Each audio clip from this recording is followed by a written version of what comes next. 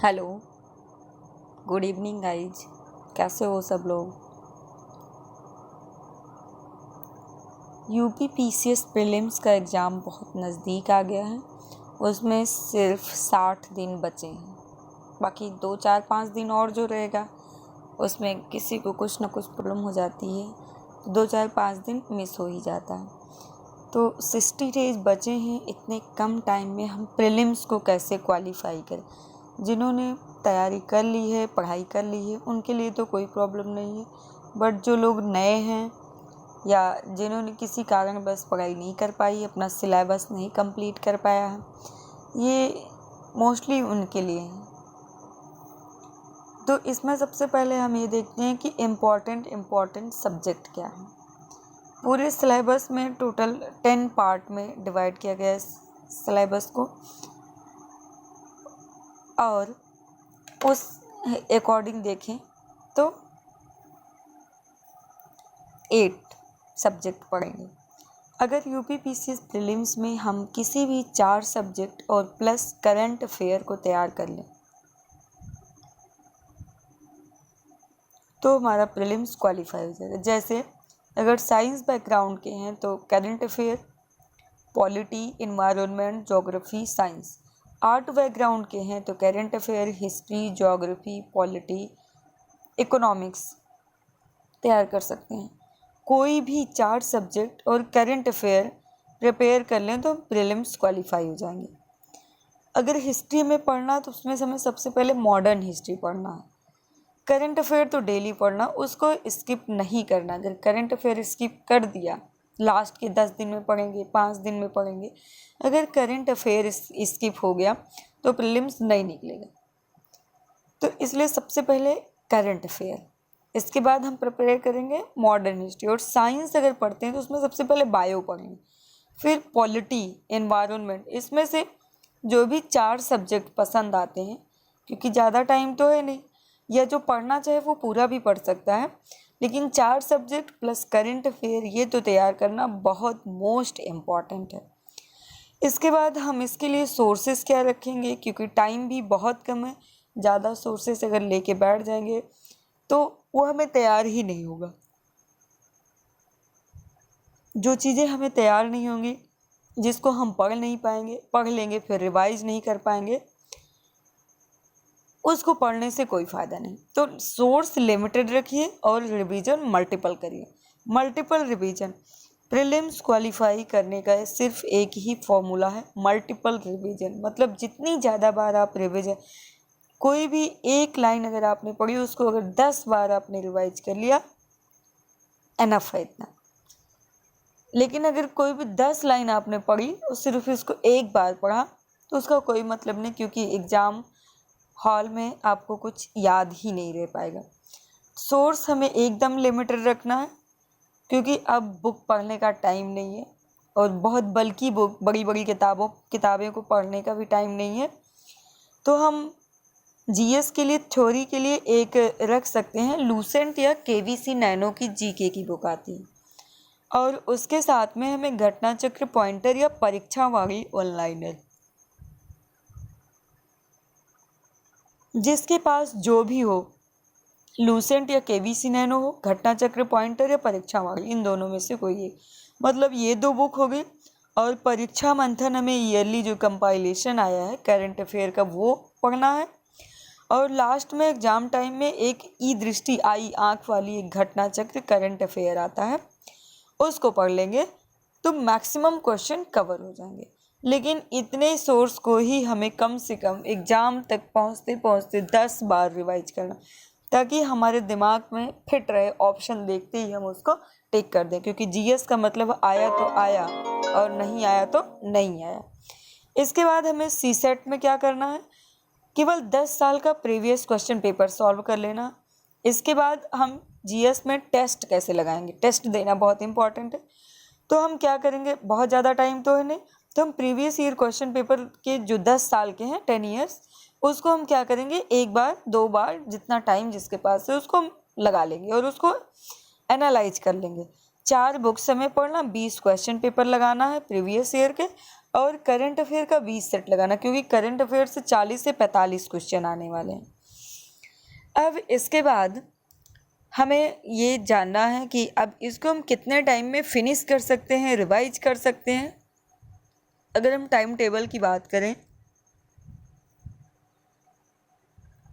Housewife या students के लिए, तो मिनिमम हमें 8 आवर्स पढ़ना होगा। मैक्सिमम जो और ज़्यादा पढ़ सकता है उसके लिए तो बहुत अच्छी बात है, बट मिनिमम 8 आवर्स पढ़ना है। 8 आवर्स को हम 3 पार्ट में डिवाइड कर सकते हैं या 4 पार्ट में डिवाइड कर सकते हैं, जिसकी जितनी कैपेसिटी हो। 3 पार्ट में जैसे आपने डिवाइड किया तो 3 घंटे एक सब्जेक्ट पढ़ा, 3 घंटे एक सब्जेक्ट पढ़ा, 2 घंटे करंट अफेयर पढ़ लिया। जो जो सब्जेक्ट आपको पहले पसंद आता है, कोई ना कोई सब्जेक्ट तो हर किसी को पसंद आता ही, तो इंटरेस्टेड सब्जेक्ट को पहले उठाओ, जिससे नीरसता यानी बोरिंग ना लगे, क्योंकि अगर स्टार्टिंग से ही बोरिंग लगने लगेगा तो लास्ट तक हम पढ़ ही नहीं सकते। या अगर कोई वर्किंग पर्सन है, उसको डेली 6 आवर्स पढ़ना होगा। संडे सैटरडे अब कोई छुट्टी नहीं, क्योंकि अगर एक भी दिन हमने मिस किया तो हम एग्ज़ाम से बाहर हो जाएंगे। 6 आवर्स को 3 पार्ट में डिवाइड किया, 2 आवर्स 2 आवर्स 2 आवर्स, यानी कि 2 घंटे एक सब्जेक्ट पढ़ लिया, फिर 2 घंटे एक सब्जेक्ट पढ़ लिया और 2 घंटे करंट अफेयर पढ़ लिया। करंट अफेयर में डेली पढ़ना, क्योंकि 40 से 45 क्वेश्चन आने वाले हैं। अगर मान लीजिए हम 6 घंटे डेली पढ़ते हैं तो अपने पास अगर 60 डेज हैं तो 360 घंटे हो गए। मतलब एक सब्जेक्ट के लिए, मतलब 1 सब्जेक्ट के लिए हमें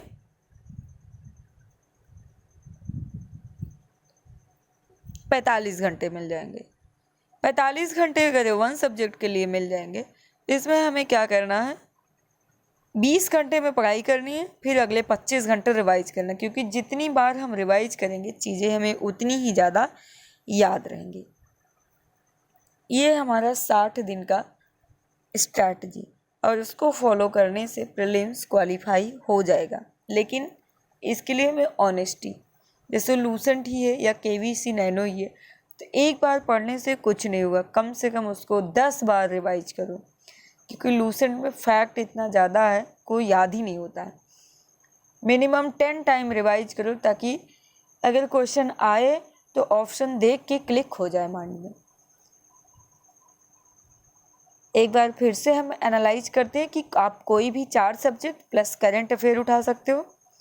इसके लिए लिमिटेड सोर्सेज हैं, बस इन्हीं लिमिटेड सोर्सेज को पढ़ के आप प्रीलिम्स बहुत ईजिली क्वालिफाई कर सकते हो।